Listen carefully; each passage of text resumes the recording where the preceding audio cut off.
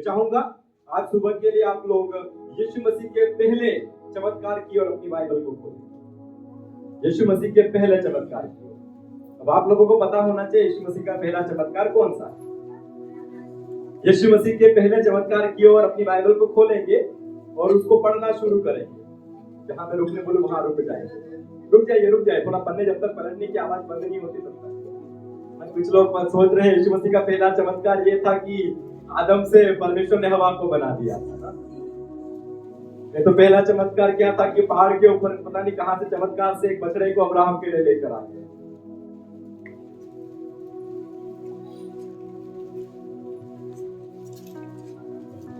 Okay, पढ़िए, कोई ऊंची आवाज में पढ़िएगा। तीसरे दिन गलील के काना में किसी का ब्याह था और यीशु की माता भी वहाँ थी और यीशु और उसके चेले भी उस ब्याह में न्योता गए थे। जब दाखरस घट गया तो यीशु की माता ने उससे कहा कि उनके पास दाखरस नहीं रहा। यीशु ने उनसे कहा, हे महिला, मुझसे तुझे क्या काम है? अभी मेरा समय नहीं आया। उसके माता ने सेवकों से कहा, जो कुछ वह तुमसे कहे वही करना। वहाँ यहूदियों के शुद्ध करने की रीति के अनुसार पत्थर के 6 मटके धरे थे, जिनमें 2-2, 3-3 मट समाता था। यीशु ने उनसे कहा, मटकों में पानी भर दो। उन्होंने उन्हें मुंह भर दिया। तब उसने उनसे कहा, आप निकाल कर भोज के प्रधान के पास ले जाओ।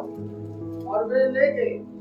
जब भोज के प्रधान ने वह पानी चखा जो दाखरस बन गया था और नहीं जानता था कि वह कहाँ से आया है, परंतु जिन सेवकों ने पानी निकाला था वे जानते थे, तो भोज के प्रधान ने दूल्हे को बुलाकर उससे कहा, हर एक मनुष्य पहले अच्छा दाखरस देता है और जब लोग पीकर छक जाते हैं तब मध्यम देता है, परंतु तूने अच्छा दाखरस अब तक रख छोड़ा है। यीशु ने गलील के काना में अपना ये पहला चिन्ह दिखाकर अपनी महिमा प्रकट की और उसके चेलों ने उस पर विश्वास किया। ओके, आइए अपनी आंखों को बंद करें। परमेश्वर पिता, इस पढ़े गए वचन के सामने अपने आप को रखें। आपका कलाम है, आपके द्वारा किया गया चमत्कार और आपकी वाणी है। आप हमें सिखाएं, समझाएं, आप हमसे बात करें। सारी बातें आत्मा के अधीन करते हुए यीशु मसीह के नाम से। यूहन्ना रचित सुसमाचार उसका 2 अध्याय और उसके पहले वचन से लेकर उसके 11 वचन तक में आप और में एक घटना पढ़ते हैं जो यीशु मसीह का पहला चमत्कार है या यीशु मसीह के द्वारा किया गया पहला चमत्कार है। जब यीशु मसीह दुनिया में अपनी सेवकाई की शुरुआत जब किए, पहला चमत्कार जिससे पता चला कि यीशु मसीह परमेश्वर के पुत्र हैं, चेलों ने यीशु मसीह के ऊपर विश्वास किया, अपने आप को यीशु मसीह ने प्रकट किया, वो ये चमत्कार इस समय में हमने पढ़ा है। आप लोगों में से जिनको नहीं मिला है, यूहन्ना रचित सुसमाचार 2 अध्याय 1 से लेकर 11 तक के भाग को हमने पढ़ा।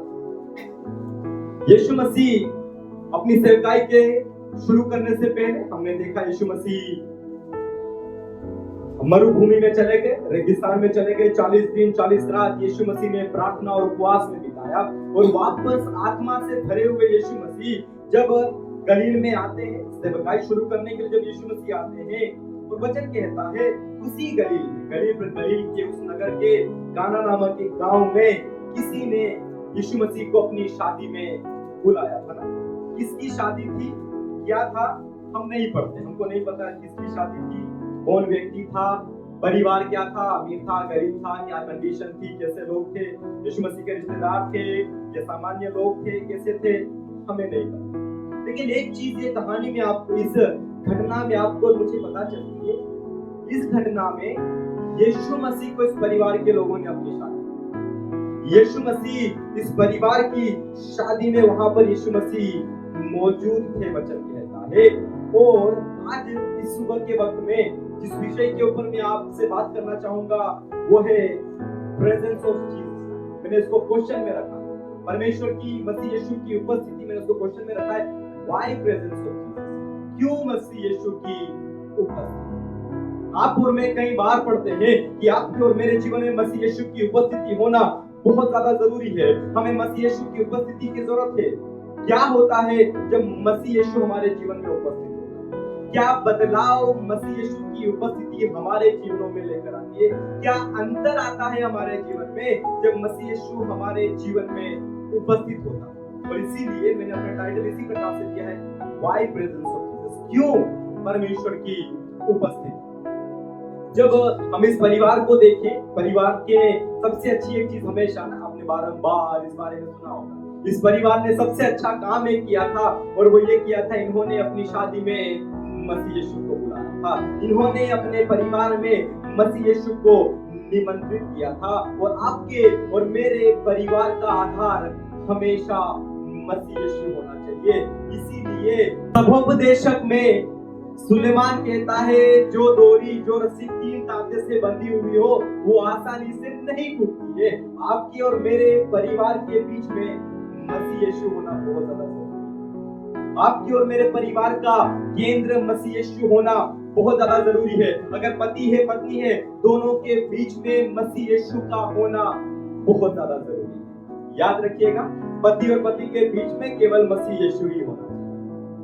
इस बात को अंडरलाइन करिएगा। पति और पत्नी के बीच में अगर किसी को आप अनुमति देते हैं तो स्वर्ग को, पृथ्वी को रचने वाले परमेश्वर को अनुमति दे कि वो आपके परिवार, आपके रिश्ते को हमेशा जोड़े रखने का काम। और इन लोगों ने मसीह यीशु को अपनी शादी में बुलाया।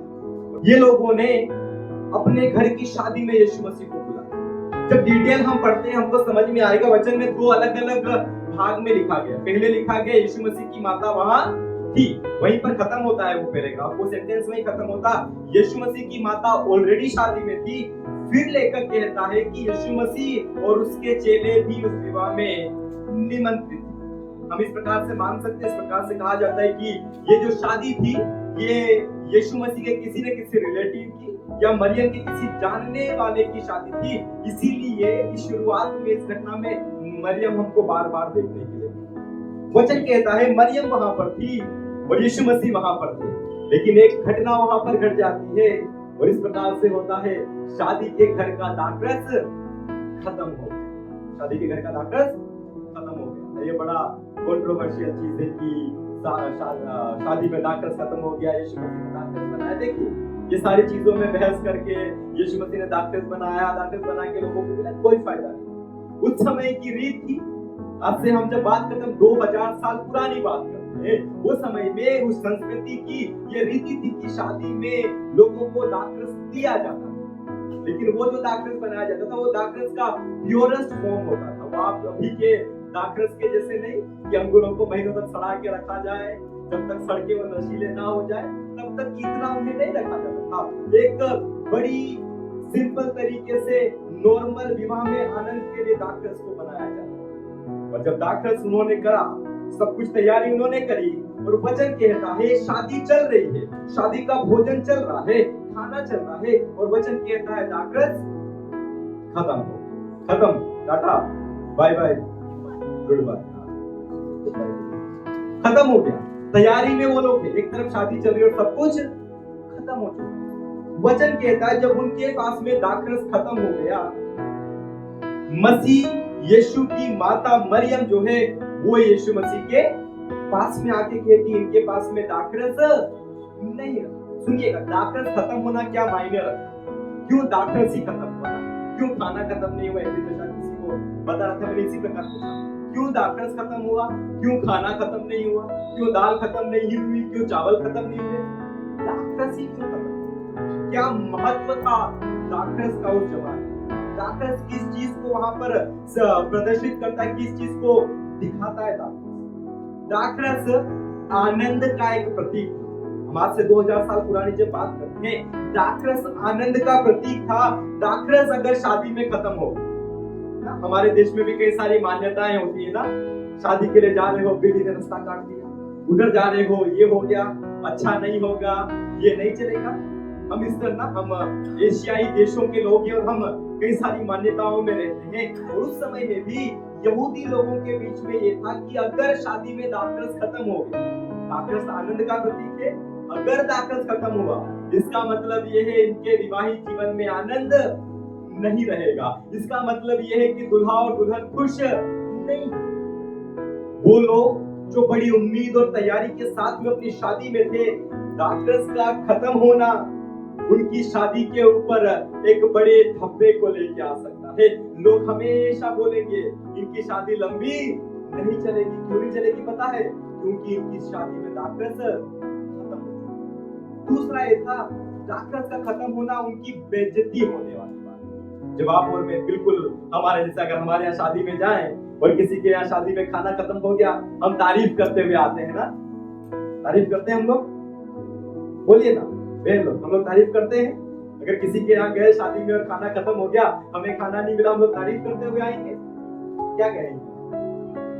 ये ऐसा इंतजाम किया इन लोगों ने, भैया इतने लोगों को तुम नहीं खिला सकते हो तो नहीं बुलाना चाहिए। मनुष्य स्वभाव है बोलने। जब इनके यहाँ दाखरस खत्म हुआ, ये इनकी उम्र भर के लिए बदनामी बन जाएगी।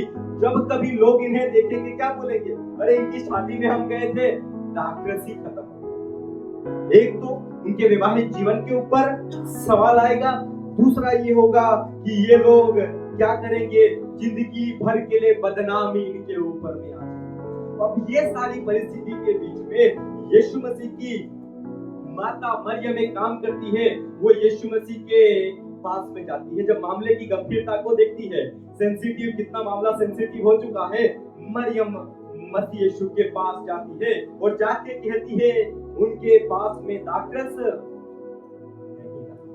पहली बात, why presence of Jesus? क्यों मसीह यीशु की उपस्थिति? Because when he is present, we have a place to go.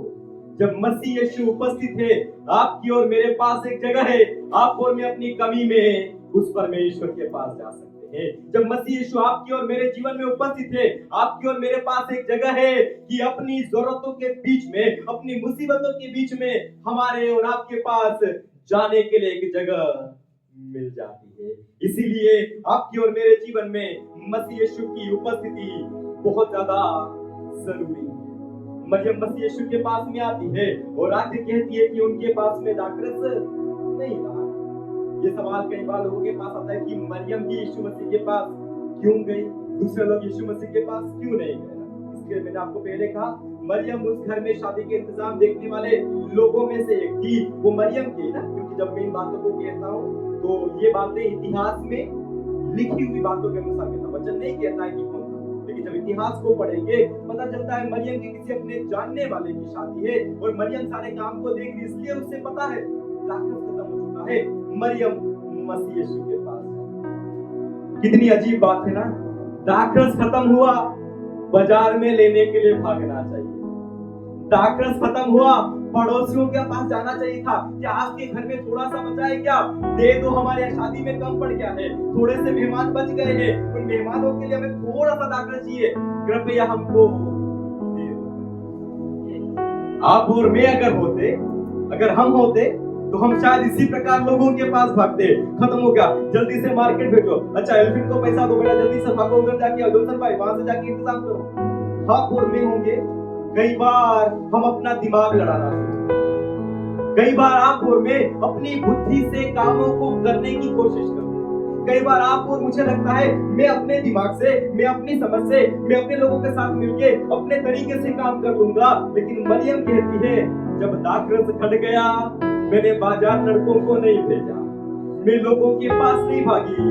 मुझे पता है इस शादी में मसीह यीशु उपस्थित है, मुझे पता है वो मसीह यीशु की उपस्थिति यहाँ पर है। अगर वो यहाँ है, मुझे सबसे पहले उसके पास जाना, इससे पहले मैं लोगों के पास जाऊं, मुझे मसीह यीशु के पास जाने की जरूरत है। आज सुबह के वक्त में मेरे प्रियो, वो परमेश्वर की उपस्थिति इस जगह पर है।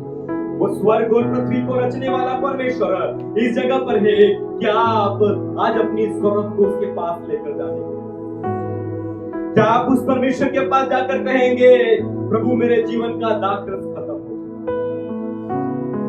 प्रभु मेरे जीवन का चंगाई रूपी दाखरस खत्म होते जा रहा, प्रभु मेरे जीवन का धन रूपी दाखरस खत्म होते जा रहा, प्रभु मेरे जीवन का आशा रूपी दाखरस खत्म होते जा रहा, प्रभु मेरे जीवन का भविष्य की आशा रूपी दाखरस समाप्ति की ओर जा रहा है। क्या आप आज सुबह के वक्त उस मसीह यीशु के पास जाकर कह सकते हैं, प्रभु मेरे जीवन में इस चीज की कमी आ रही है और मैं जानता हूं आप इसे पूरा करने के लिए सक्षम हैं। प्रभु मैं जानता हूं मेरी इस चीज को पूरा करने के लिए आप सर्वशक्तिमान परमेश्वर। मरियम मसीह यीशु के पास गई। आप और मैं इन दिनों कहां जाए? आप और मैं अपने दिमाग को लगाने वाले नहीं, अपनी बुद्धि दौड़ाने वाले नहीं, लेकिन इस बात को याद करने वाले हो जाएं, वो परमेश्वर आपके साथ, वो प्रभु आपके साथ में उपस्थित रहने वाला परमेश्वर है। याद रखिएगा, कई बार आपको और मुझे लगता है और इस प्रकार से लोग कहते हैं, ये शिक्षा देते हैं कलीसियाओं में कि आप मसीह यीशु के पास आओगे, आपकी सारी परेशानियां मिट जाएगी, कोई परेशानी नहीं आएगी, कोई दुख नहीं आएगा, कोई बीमारी नहीं आएगी। मसीह यीशु ने कभी ऐसा वायदा, सुनिएगा ध्यान से, मसीह यीशु ने कभी ऐसा वायदा नहीं किया, मेरे साथ आओ तुम्हारे जीवन में कभी कोई परेशानी नहीं आएगी। उसके विपरीत में उसने वायदा किया है, तुम मेरे साथ रहोगे, परेशानियां आएगी तो सही, पर मैं उनमें से निकाल कर ऊंचा करने वाला परमेश्वर, मैं उन परेशानियों में से तुम्हें उठाने वाला परमेश्वर, मैं परेशानियों के मध्य में छोड़ देने वाला परमेश्वर नहीं। मरियम जब यीशु मसीह के पास जाती और जाके अपनी जरूरत जब यीशु मसीह को उसने बताया, घटना इस प्रकार से कहती है, यीशु मसीह कहते हैं, स्त्री मुझे तुझसे क्या काम? ये एक अलग टॉपिक है, किसी और दिन इसमें जाए। लेकिन जब मरियम यीशु मसीह के पास में जाती है, पहले तो यीशु मसीह कहते हैं कि मेरा समय अभी तक नहीं आया, लेकिन ये शब्दों को सुनने के बाद भी मरियम एक काम करती है। मरियम उस घर के सेवक लोगों के पास जाती है, उस घर के नौकरों के पास जाती है और नौकरों को जाकर एक शब्द कहती। क्या शब्द कहती है? उस शब्द को पढ़िए, मरियम के जो शब्द है वो शब्द पढ़िए, तो नौकरों से कहती, जो कुछ वह तुमसे कहे वही करना, डू व्हाटएवर ही टेल्स, जो कुछ वो तुमसे कहे वो करने के लिए तैयार। दूसरी बात मेरे प्रिय, पहली बात, व्हाई प्रेजेंस ऑफ जीसस, क्यों मसीह यीशु की उपस्थिति? क्योंकि जब मसीह यीशु आपके और मेरे जीवन में उपस्थित है, आपके और मेरे पास एक जगह है कि मुश्किल हालातों में हम उसके पास भाग के जा सकते हैं। जिस प्रकार भजनकार कहता है, वो मेरा ऊंचा गढ़ है, वो मेरा शरण स्थान है, वो यीशु मसीह आपका और मेरा शरण स्थान है कि जीवन में आती हुई चुनौतियों के बीच में हम उस शरण स्थान में भाग के छुप के हम शरण पाने वाले हैं। लेकिन जब आप यीशु मसीह के पास जाते हैं, उसकी शरण में जाते हैं, उसको जाके अपनी बातें बताते हैं, उसके सामने जाके अपनी जरूरतों का बखान करते हैं, दूसरी बात आपको करने की जरूरत है, when he is present, do whatever he does। जब मसीह यीशु आपके जीवन में मौजूद है, जो कुछ वो आपसे कहे वो करने के लिए, जो कुछ मसीह यीशु आपसे कहे वो करने के लिए आप और मैं तैयार। क्या होगा? मरियम ने दासों को जाके बोल दिया, जैसा तुमसे यीशु कहे वैसा करना, और बोल के मरियम जा चुकी। अभी शादी के उस माहौल को समझिए, ऐसा नहीं कि शादी शुरू हुई और ताकत खत्म हो गया ना, किसी भी शादी में ऐसा नहीं। अगर चीजें खत्म भी होती है तो अंत का समय जब आता है तब चीजें खत्म। जब कुछ लोग बचे होते थोड़े, तब जाके लगता है कि कमी पड़ सकती है किसी चीज। शादी आधे से ज्यादा खत्म हो चुकी है और अब शादी के अंतिम पड़ाव में कुछ मेहमान खाने के लिए बचे हैं। ऐसे समय में ये घटना हो रही है, मरियम सेवकों से बोलती है, काम करो, जैसा यीशु बोले तुम वैसा करने के लिए तैयार है। मरियम बोल के चली जाती। यीशु मसीह सेवकों के पास आते और सेवकों के पास आकर उन्हें एक बड़ा विचित्र काम करने के लिए कहते, बड़ा अजीब काम, और कहते हैं, काम करो, इन जो मटके पत्थर के बाहर रखे हुए हैं उन मटकों को क्या कर दो, भर दो। यीशु मसीह बोल रहे हैं, इन मटकों को तुम पानी से क्या करो, भर दो। जब मैं आपसे कहता हूँ डू व्हाटएवर ही टेल्स, जब मैं कहता हूँ जो कुछ वो आपसे कहे वो करो, इसका क्या मतलब?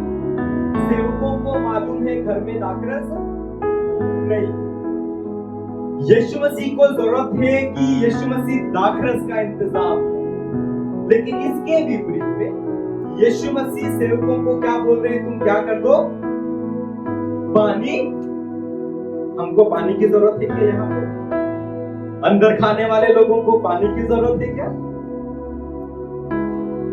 आप और मैं कई बार जब चीजों को देखते हैं, प्रभु कई बार हमसे कुछ चीजों को करने के लिए कहता है, आपको मुझे लगा प्रभु आप कैसी बात कर रहे हो, मुझे इस चीज की जरूरत है और आप मुझे ये काम करने के लिए बोल रहे हो, मुझे ये बात की जरूरत है और आप मुझे बोल रहे हो कि ये काम कर दो। प्रभु कैसी बात कर रहे हो, आपको मैं ये मांग रहा हूँ, आप मुझे ये करने के लिए देते हैं। कई बार हम बच्चों को कराते ना, टॉफी चाहिए, पहले जाके वो काम करके आना, तब जाके क्या मिलेगा, टॉफी। सुनिए, आपका और मेरा वो प्रेमी परमेश्वर, वो प्रेमी पिता, जब आपको और मुझे किसी काम को करने के लिए देगा, आपकी और मेरी सीमित बुद्धि उसके ज्ञान को समझ नहीं सकती है। आपका और मेरा सीमित ज्ञान उस परमेश्वर की योजनाओं को समझने के लिए पर्याप्त नहीं है। आपकी और मेरे लिए एक बात जरूरी है, जो कुछ वो आपसे कहे वो करने के लिए आप और सेवकों ने ये नहीं बोला प्रभु दाखरस चाहिए, पानी नहीं चाहिए, हम थक चुके हैं, ये तो पाँव धोने वाले पानी के मटके हैं, इनके पानी को देके क्या फायदा, सारे लोग चले गए हैं, घर तो मेहमानों से भर गया है, इस पानी की तो कोई जरूरत ही नहीं है, क्यों हम पानी भरे? इन सेवकों ने एक भी सवाल नहीं, इन सेवकों ने एक भी जगह अपना दिमाग नहीं लगाया। जैसा मरियम ने इन्हें करने के लिए कहा, जैसा मरियम ने बोला और यीशु मसीह ने आज्ञा दिया, ये सेवक उसी प्रकार करते थे। Obedience is the key to courage। आज्ञाकारिता चमत्कार की कुंजी।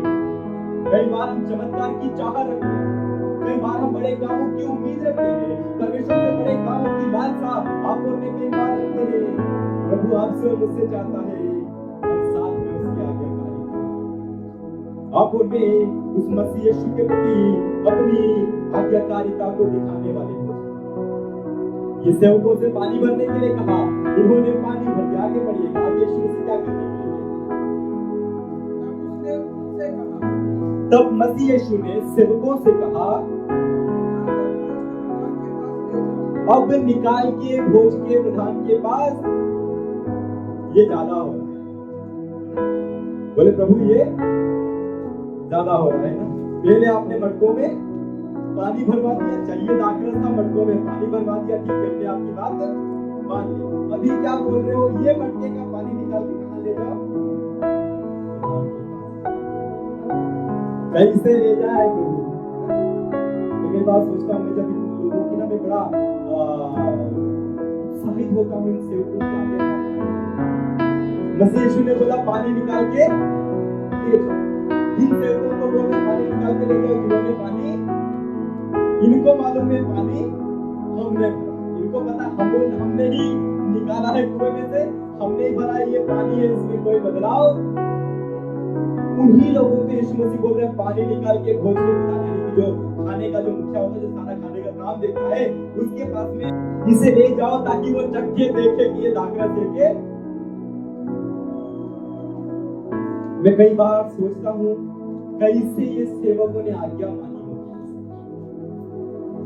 कितनी अधिक आज्ञाकारिता, कितना अधिक विश्वास चाहिए, कितना अधिक समर्पण चाहिए ऐसी एक आज्ञा मानने के लिए जो उनकी नजरों में असंभव है। सेवक चाहते तो कह सकते हैं, बोले पानी हमने भरा है, ये पानी हमको मालूम है, हम लेके जाएंगे, भोज का प्रधान वही हमें, नौकर है ना, वो नौकर उनको मार सकते हैं ना, वो नौकर है।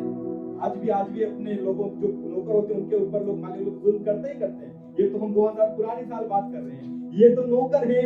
हम अगर ये पानी लेके गए, भोज के प्रधान ने ये पानी पिया और ये पानी पीने के बाद हमारा क्या हाल होगा, है ना?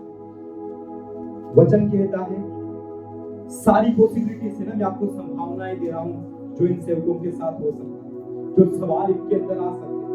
सारी संभावनाओं के बावजूद भी ये सेवक एक काम करते हैं, जो उनसे कहा गया ये वैसा ही करने के लिए तैयार, जो उनसे कहा गया वो करने की वो इच्छा रखते हैं। वचन कहता है वो भोज के प्रधान के पास पानी निकाला, उस मटके में से पानी निकाला और पानी निकाल कर वो भोज के प्रधान के पास लेके चले। मेरे पापा बड़ा अच्छा एक्सप्लेनेशन देते हैं, इसका नाम मैं नहीं दूंगा। पापा अच्छी एक्सप्लेनेशन देते हैं, ये सेवक का वो भोज के प्रधान के पास लेके जाने का बड़ा नाटकीय एक्सप्लेनेशन आता है, मैं वो नहीं दूंगा, आप लोग हंसे नहीं करोगे। ये सेवक उस भोज के प्रधान के पास पानी लेके जाता, उसके मन में लाखों सवाल हो सकते हैं, उसके मन में कई सारी बातें हो सकती है कि ये पानी से क्या होगा, कैसे होगा, ये पानी लेके जा रहा हूँ, मेरे साथ में क्या होगा, ये पानी तो मेरा अपना भरा हुआ है। ये सारी सवालों के बावजूद ये सेवक आज्ञाकारिता दिखाने का चुनाव, सुनेगा मेरे, ओबीडियंस इज द चॉइस, आज्ञाकारिता आपका और मेरा चुनाव। आप और मैं चुन सकते हैं कि प्रभु हम आज्ञा मानेंगे कि नहीं मानेंगे। प्रभु तो कह रहा, प्रभु वचन के द्वारा बात करता है, प्रार्थना में बात करता है, अपने लोगों के द्वारा हमसे बात करता है। अभी आपका और मेरा फैसला है कि प्रभु जो आपसे और मुझसे कह रहा है, क्या हम उसको मानने के लिए तैयार हैं, क्या हम उसके अनुसार करने के लिए तैयार हैं। ये सेवक जो उनसे कहा गया वैसा ही करके लेकर चले जाते हैं, और जैसे ही भोज के प्रधान के हाथ में पानी दिया, वो पानी है ना, अभी तक पानी है, वो पानी उसके हाथ में दिया, जैसे उसने पिया वो बड़ा आनंदित हो गया, वो उस पानी को पी के बड़ा खुश हो गया, बड़ा मगन हो गया, और मगन होके बोलता है, क्या बोलता है, इतना अच्छा दाखरस तुमने अभी तक कहाँ छुपा के रखा। जो सेवक लेके गया होगा वो सोच रहा होगा ये कब दाखरस बन गया, पानी तो मैंने कहा निकाल के मैं लेके आ रहा हूँ, ये कहाँ से यहाँ आते दाखरस। जब मैं इस वचन को तैयार कर रहा था, मैं हमेशा याद है कि हम पति पत्नी मिलके और जो होते हैं लोग मिलके वचन तैयार करते हैं। पहले मेरी पत्नी को प्रचार करता, उससे पहले कि मैं आपके सामने आके प्रचार करूं, मैं अपने आप को वचन का प्रचार करता हूं। तो इस वचन के प्रचार को मैं इसको वचन को जब मैं शाम के समय मेरी पत्नी को जब मैं प्रचार कर रहा था, उसने इस प्रकार से कहा, दाखरस को बनाने में लंबा समय लगता है। सुनिएगा, दाखरस को बनाने में लंबा समय लगेगा। अंगूर लेके आना है, उन्हें पीसना है, बराबर क्वांटिटी में पानी मिलाना है, नहीं तो ज्यादा पानी नहीं मिलाएंगे तो ज्यादा नशीला हो जाएगा, कम पानी ज्यादा पानी मिला देंगे तो उसका मजा खराब हो जाएगा। बराबर क्वांटिटी में दाखरस और पानी को मिलाना है, उसको बराबर मिश्रण में मिलाकर अच्छे से तैयार करके रखना है। एक लंबी दाखरस को तैयार करने की एक बहुत लंबी प्रोसेस है, लेकिन जब मसीह यीशु वहां पर उपस्थित है, चुटकियों में करने की सामर्थ्य रखने वाला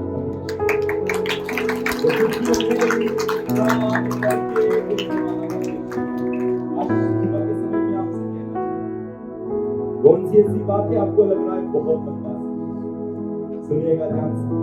प्रभु यहाँ पे लोगों से कहता है, कौन सी ऐसी बात है मेरे बेटे मेरी बेटी जिसको देख के तुझे लग रहा है इसमें तो बहुत लंबा समय लगेगा, हफ्तों लग जाएंगे, महीनों लग जाएंगे, सालों लग जाएंगे। उस वक्त में रहने वाला परमेश्वर कहता है, मेरे पास में आ, मैं उसे चुटकियों में करके देने वाला हालेलुया, हालेलुया, हालेलुया। आपके और मेरे लिए समय हो सकता है, आपको और मुझे लंबी देरी लग सकती है, आपके और मेरे दिमाग को दिन लग सकते हैं। वचन कहता है, परमेश्वर के सामने 1000 दिन रात के एक पहर के समान है। वो आपका कितना अद्भुत आपका और मेरा परमेश्वर, वो आपके और मेरे लिए अगर वो गलील के काना में ये इंतजाम करके दे सकता है, वो गलील के काना में क्षण मात्र में पानी को दाखरस में कन्वर्ट करके दे सकता है, वो आपकी और मेरे जीवन की परिस्थितियों को एक क्षण में बदलने की सामर्थ्य, वो आपकी और मेरी दुर्बलताओं को क्षण भर में स्वास्थ्य में बदल के देगा, वो आपकी और मेरे जीवन में रुकी हुई बातों को क्षण मात्र में करके देने वाला है। लेकिन इसके लिए जरूरी क्या है? आशीषों के साथ में आज्ञाकारिता, आशीषों के साथ में प्रभु कहता है करो तो सब कुछ छोड़ के करने के लिए तैयार। वो कहता है प्रार्थना में बैठो, सब कुछ छोड़ के बैठना। वो कहता है कलीसिया में आओ, सब काम को लात मार के कलीसिया में आना। वो तो कह रहा है मैंने सब कुछ करने के लिए तैयार हूँ। क्या तुम मेरी इच्छा के अनुसार, क्या तुम मेरी आज्ञाओं को मानने के लिए तैयार हो? When he is present, do whatever it is. जब मसीह यीशु मौजूद है, जो कुछ वो आपसे कहे वो करने के लिए तैयार है। आपको पता है बाइबल में मरियम के आखिरी शब्द क्या है? आपको पता है बाइबल में मरियम के लिखे हुए आखिरी शब्द क्या है? क्या आखिरी शब्द बाइबल में मरियम के लिखे हुए हम पढ़ते हैं? The last word कौन से? कभी आपने इस बात पे गौर किया है? The last word मरियम का आखिरी शब्द जो आप और मैं पढ़ते सुनते हैं कौन सा? जिस वचन के भाग को हमने अभी पढ़ा ना, वो आखिरी शब्द है जो मरियम का हम बाइबल में सुनते हैं। तो क्या कहा मरियम ने? बोलिए ना मरियम ने क्या कहा? बोलिए ना क्या कहा? अरे जोर से बोलिए, मरियम ने आखिरी शब्द क्या कहा? बहुत जोर से बोलो, मरियम ने आखिरी शब्दों को क्या कहा? मरियम के आखिरी शब्द कलीसिया के लिए कहे गए आखिरी शब्द यही है, जो कुछ हो तुमसे। सुनिए, बेशक हम मरियम की उपासना नहीं करते, लेकिन परमेश्वर का चुना हुआ पात्र पवित्र आत्मा से अभिषिक्त एक महिला थी, और उसके आखिरी शब्द जो आप और मैं सुनते हैं वो आपसे, मुझसे, मसीहियत से, कलीसिया से आने वाले मसीहियत से मरियम एक ही बात कहती है, जो यीशु तुमसे कहे ना वो करने के लिए। वो शब्द उन सेवकों के लिए अप्लाई होते हैं। आज 2000 साल बाद आपके और मेरे लिए भी यही वर्ड अप्लाई होते हैं मरियम के, कि जो कुछ वो तुमसे कहे वो करने के लिए तैयार। वही कर देना। तीसरी और आखिरी बात को जल्दी से कहूंगा, why presence of Jesus? क्यों मसीह यीशु की उपस्थिति? Because when he is present, he will provide more than. जब मसीह यीशु उपस्थित है, वो जरूरत से अधिक आपको देने वाला है। हालेलुया, बोले हालेलुया, हालेलुया। जब मसीह यीशु आपके और मेरे जीवन में मौजूद है, वो उतना नहीं देगा जितना आप मांगेंगे, वो उतना नहीं देगा जितना आपको लग रहा है मुझे जरूरत है, वो उससे कहीं अधिक देने वाला परमेश्वर है। वो आपके मांगने के अनुसार नहीं देगा, वो अपनी महिमा के अनुसार आपको। हालेलुया। मैंने कहानी को इस प्रकार सुना। एक बार एक बच्ची अपने पापा के साथ में जा रही होती है, मार्केट से रास्ते से जा रही होती है, रास्ते में दुकान, और बेटी बोलती है पापा मुझे टॉफी। तो उसके पापा दुकान पे उसके लेके जाते हैं, सामने टॉफी का डब्बा रखा और उसके पापा उसे बोलते हैं बेटा एक काम करो, तुम्हारा हाथ उसके अंदर डालो और जितना तुम्हारे हाथ में आए उतना पूरा तुम ले लो। मैं उन सबके पैसे लो, जितना तुम्हारे हाथ में उतना तुम क्या करो। जब इस लड़की को ये उसके पापा देते हैं, वो एक काम करती है, वो करती है, बोलती है पापा एक काम करो, आप इसके अंदर हाथ डालो और आपके हाथ में जितनी आए उतना निकाल। समझे आप? अगर वो बच्ची अपना हाथ उस कैंडी के जार में डालती, मुश्किल से 2-4 उसके हाथ में, लेकिन जब बाप का हाथ उसके अंदर गया, बेटी को जितना चाहिए, जितना वो अपनी ताकत से ले सकती थी, बाप का हाथ उससे 10 गुना अधिक देने की सामर्थ्य रखता है।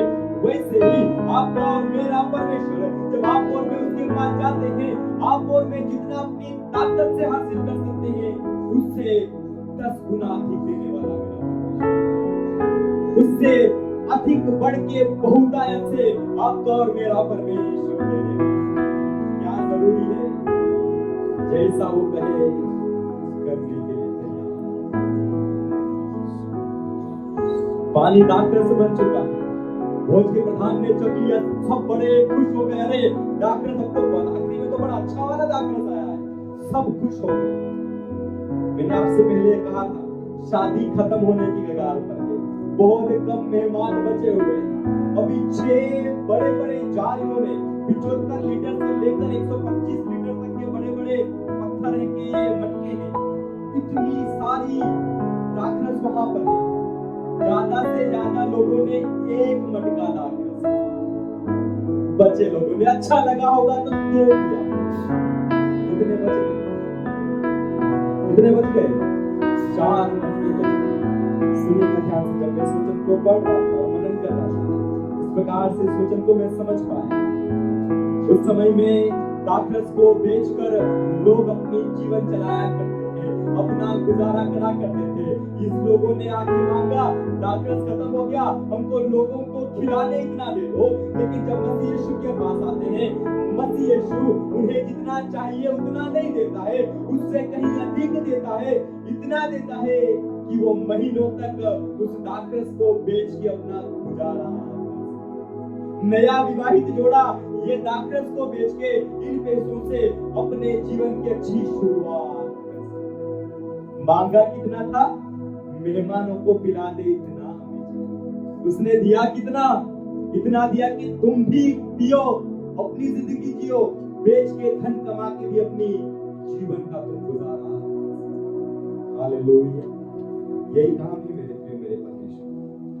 आप और मैं अपनी सीमित बुद्धि से छोटी छोटी चीजों को मांगते। सुनिएगा ध्यान से, आप और मैं जब मांगते हैं थोड़ा, प्रभु इतना दे दे मुझे, बस मुझे इतना ही चाहिए, वो स्वर्ग में रहने वाला कहता है, आई हैव समथिंग बिगर, मेरे पास तेरे लिए कुछ बड़ा है, मेरे पास तेरे लिए कुछ बड़ा मैंने तैयार किया। आपने वो पिक्चर देखी होगी ना, एक फोटो देखा होगा, एक छोटी सी बच्ची एक छोटे से टेडी को अपने हाथ में लेके आगे खड़ी हुई। कुछ लोगों ने आपने सोशल मीडिया पे उस फोटो को देखा, छोटी सी लड़की एक छोटे से गुड्डे को ना, टेडी को अपने हाथ में लेके खड़ी हुई। उसके सामने यीशु मसीह का हाथ पीठ के पीछे है और एक बड़ा सा टेडी यीशु मसीह के हाथ में, एक बड़ा सा गुड्डा यीशु मसीह के हाथ में। और वो उस बेटी से बोल रहे हैं, जो तेरे हाथ में है ना, इसे छोड़ दे, मेरे पास तेरे लिए। लेकिन वो लड़की बड़े जोर से पकड़े हुए, सुनिएगा ध्यान से, प्रभु यहाँ पे कुछ लोगों से बात कर रहे हैं, बड़े जोर से उसको पकड़े हुए कि नहीं, ये मुझे बहुत प्यारा है, ये मेरे लिए बहुत अच्छा है, ये मुझे तो बहुत अच्छा लगता है, बहुत करीब है। छोटी सी चीज को बड़े जोर से उसने पकड़ के रखा हुआ है, लेकिन जो बड़ी आशीष मसीह यीशु के हाथ में है वो उसे नहीं देख पा रही। वो आशीष उसे मिलने के लिए तैयार है, उस छोटी सी चीज को छोड़ना, उस छोटी सी चीज को मसीह यीशु के सामने छोड़ना पड़ेगा बड़ी चीजों को। प्रभु यहाँ किसी से कहता है कुछ छोड़ने की जरूरत है। कई दिनों से ना मैं अपने बच्चों को जब देखता हूँ, प्रभु बारंबार कई सारी चीजों को घुमा फिरा कर एक ही कंक्लूजन में लेकर आ रहा है। आप जो प्रचार लिखते हैं, देखिएगा प्रचारों को मैं क्या प्रचार एक ही बातों में प्रभु घुमा फिरा के कुछ लोगों को कह रहा है, कुछ चीजों को छोड़ने की जरूरत, लेट इट गो, कुछ चीजों को चले जाने दो, मेरे पास तुम्हारे लिए। तू छोटी सी चीज को पकड़ के बैठा है, बोल रहा कि मेरे लिए काफी है। प्रभु कह रहा मेरे पास तेरे लिए कुछ अच्छा है, कुछ बड़ा है तेरे लिए, पर तब पकड़ पाएगा ना जो हाथ में है इसको छोड़ेगा, तभी तो पकड़ पाएगा। हाथ में इसको पकड़ के रखे, प्रभु की आशीष इतनी बड़ी एक हाथ में संभाली नहीं जाएगी, दोनों हाथ यीशु के सामने दे दे। मेरे प्रियो, मसीह यीशु जब आपकी और मेरे जीवन में उपस्थित हो जाता है, क्या होता है जब मसीह यीशु आपकी और मेरे जीवन में उपस्थित है, आपकी और मेरे पास एक जगह है जाने की। जब मसीह यीशु आपकी और मेरे जीवन में उपस्थित है, आपके और मेरे लिए क्या जरूरी है, जैसा वो कहे हम करने के लिए तैयार हो जाएं। तीसरी बात, जब मसीह यीशु हमारे जीवन में मौजूद है, वो मांगने से कहीं अधिक। हम गीत भी गाते हैं ना, मांगने से ज्यादा मिला मुझे, मांगने से अधिक देने वाला। मेरे प्रिय, आज इस दोपहर के वक्त में जब हम परमेश्वर की उपस्थिति में, क्या आपके जीवन में परमेश्वर की उपस्थिति? कई बार हम कहते हैं परमेश्वर की उपस्थिति में जाओ, हम परमेश्वर की उपस्थिति में आए हैं, परमेश्वर की उपस्थिति में चलो, अच्छा है। परमेश्वर की उपस्थिति में आना, भवन में आना, देखना अच्छी बात है, उससे अच्छा ये क्यों ना हो जाए हम अपने दिल को परमेश्वर की उपस्थिति का स्थान, हमारा परिवार परमेश्वर की उपस्थिति का स्थान, हमारी काम का क्षेत्र मसीह यीशु की उपस्थिति का स्थान, हमारा अपना जीवन मसीह यीशु की उपस्थिति का स्थान। ये काना का विवाह आपको मुझसे यही कहता है, अगर यीशु मौजूद है ना, कमी आ सकती है, लेकिन याद रखना वो कमी के बीच में बहुतायत से लेने वाला